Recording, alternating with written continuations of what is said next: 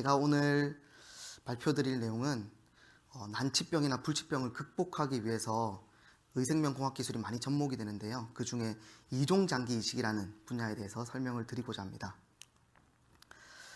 이종장기 이식이 뭔지 먼저 설명을 드리고 그 연구가 어떻게 진행되고 있고 안전성을 사람에게 접목하기 위한 안전성을 확보하기 위해서 저희가 어떤 노력을 하고 있는지, 그리고 이게 만약에 실용화가 된다면 어떤 기대 효과가 있는지 설명드리고 발표를 마치도록 하겠습니다.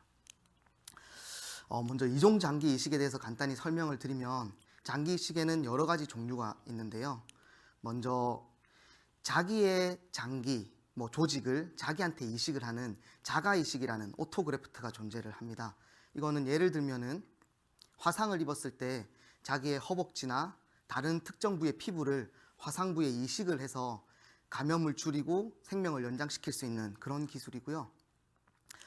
두 번째는 동종간 이식인데요. 이게 흔히 얘기하는 간이식, 신장이식 얘기를 했을 때 다른 사람의 장기를 수여자에게 이식을 하는 기술을 얘기합니다. 그리고 마지막으로 오늘 말씀드리고 싶은 이종간 이식인데요. 이 지노그래프트라고 얘기하는 이종 이식은 다른 종의 장기를 또 다른 종에게 이식을 해주는 그런 기술을 얘기하는데, 대표적으로 원숭이의 장기를 사람에게 이식한다든지 돼지의 장기를 원숭이에 이식한다든지 돼지의 장기를 사람에게 이식하는 다른 종 간의 이식을 모두 통틀어서 이종 이식이라고 생각하시면 될 것 같습니다.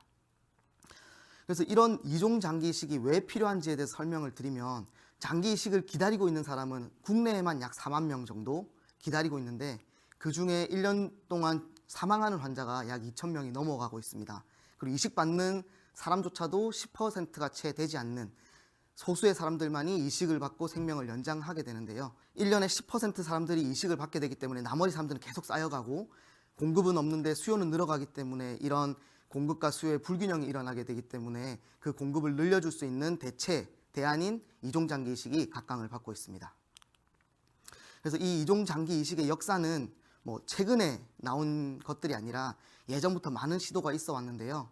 제일 먼저 17세기, 18세기, 19세기 때 동물의 혈액을 사람에게 수여를 하는 시도들이 많이 진행이 됐었습니다.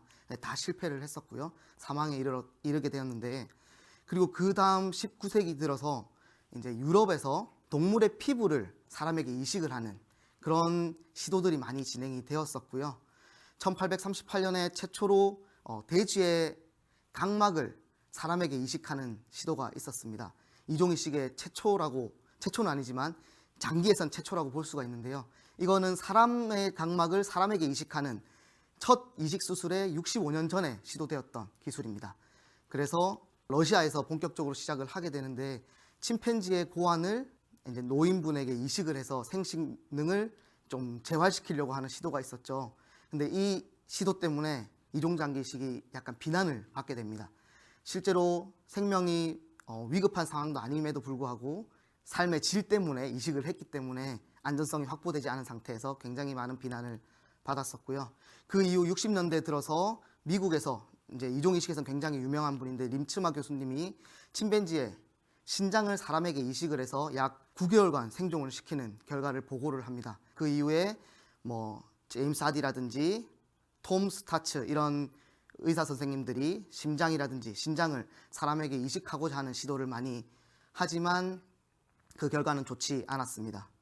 그리고 레나드 베일리라는 의사 선생님이 역시 개코 원숭이의 심장을 선천성 유전 질환을 가지고 있는 신생아에게 이식을 하게 됩니다. 이 신생아는 선천성 유전 질환을 가지고 있기 때문에 이식을 받지 않으면 수일 내로 죽게 되어 있었는데, 개코 원숭이의 심장을 이식을 받아서 약 20일간 수명을 연장시키는 결과를 보고한 바가 있습니다. 톰 스타츠 의사 선생님이 개코 원숭이의 간을 사람에게 이식을 해서 약 70일간 생존을 시키는 결과를 보고함으로 인해서 이종장기 이식이 시작이 되는데요. 이 이후 한동안 이식이 거의 성공의 사례가 거의 없었습니다. 그 이유는 이제 뒤에서도 설명을 드릴 텐데, 이 원숭이라는 종의 한계점이 있기 때문이었습니다.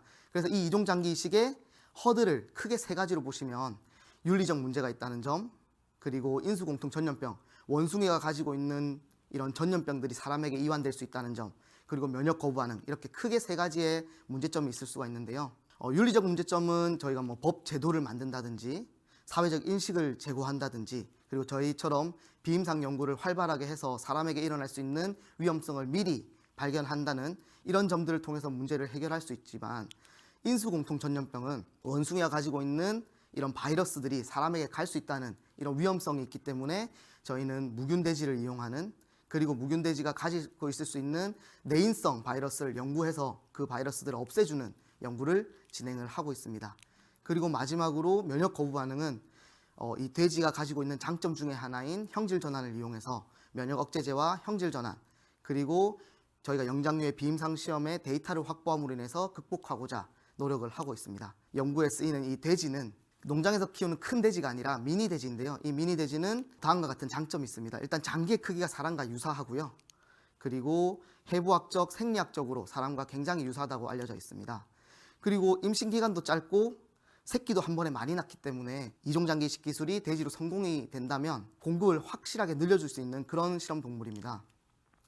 그리고 이 형질 전환 기법이 확립이 되어 있어서 면역 거부 반응을 조절하기 위한 사람의 인자들을 넣고 빼고 할 수 있다는 장점이 있습니다. 그리고 마지막으로 원숭이가 가지고 있는 단점인 사람에게 전달될 수 있는 인수공통 전염병이 현재까지 보고된 바가 없다는 장점이 있습니다. 저희는 먼저 무균돼지 생산을 시도를 하는데요. 먼저 임신된 돼지를 제왕절개를 통해서 새끼를 획득하고요. 이렇게 획득된 새끼는 아이솔레이터 내에서 약 한 달 정도 키워지면서 무균임을 확인하고 생존에 필수적인 락토바시러스랑 스트랩토코커스 이런 유익균들을 장내에 도입해주게 됩니다. 이렇게 장내에 균이 도입되고 나면 시설 내부로 들어가게 되고요.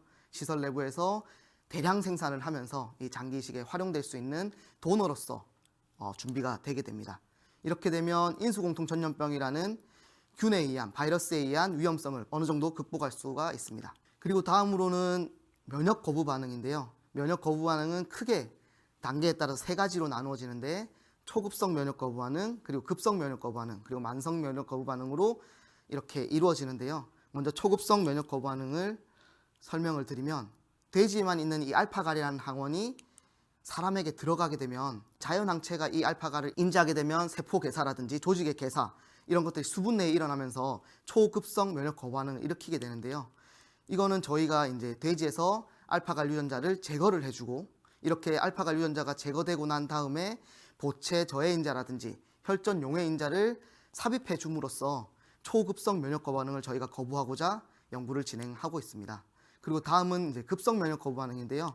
급성 면역 거부 반응은 사람에게 존재하는 이런 면역 세포들, 대식세포라든지 수지상세포 이런 것들이 항원을 인지를 해서 B셀과 T셀에 전달을 해줌으로 인해서 반응이 일어나는 반응을 얘기하는데요. 이 반응들은 저희가 역시 돼지에 면역 억제 인자를 도입해 줌으로써 어느 정도 극복을 하고자 하고 있습니다. 마지막으로 만성 면역 거부 반응인데요. 만성 면역 거부 반응은 아직까지도 연구가 필요한 분야로서 동종 이식 간에도 일어나는 반응으로 아직 이종장기 이식에서는 고려할 대상이 아니지만 이 부분도 많은 연구가 지금 진행되고 있습니다. 피질부터 수질, 신우, 요관에 이르기까지 전체적으로 조직이 개사가 되고 혈액이 충혈이 되고 그리고 세포가 응집이 되는 이런 반응들을 볼 수가 있는데요. 90일을 살린 돼지를 보시면 정상적인 세포의 구조를 가지고 있으면서 세뇨관이 확장된다든지 이런 약간의 비정상적인 소견만을 볼 수가 있었습니다. 그래서 이런 이종 이식이 안전성이 확보가 되려면 다음과 같은 고려사항이 있는데요. 먼저 형질전환 돼지의 선정이 필요할 것이고, 저희와 같은 영장류의 진단 체계를 확립을 해서 어떤 점이 사람에게 갔을 때 위험할 수 있는지 예측을 해내는 연구가 필요하고요. 이런 연구를 토대로 신약이 개발될 때 사람에게 임상에 가기 전 비임상 단계의 연구를 이 돼지와 원숭이를 통해서 할 수 있어야 안전성이 확보가 되고 이 이종장기 이식 기술이 실용화가 될 수 있다고 생각을 합니다. 그래서 마지막으로 만약에 이 이종장기 이식 기술이 실용화가 된다면 돼지에는 여러 장기가 있는데 특히 각막과 췌장 이런 임상에 근접한 장기 외에도 간, 신장, 심장, 폐 이런 다양한 장기를 사람에게 활용할 수 있지 않을까 생각을 하고요.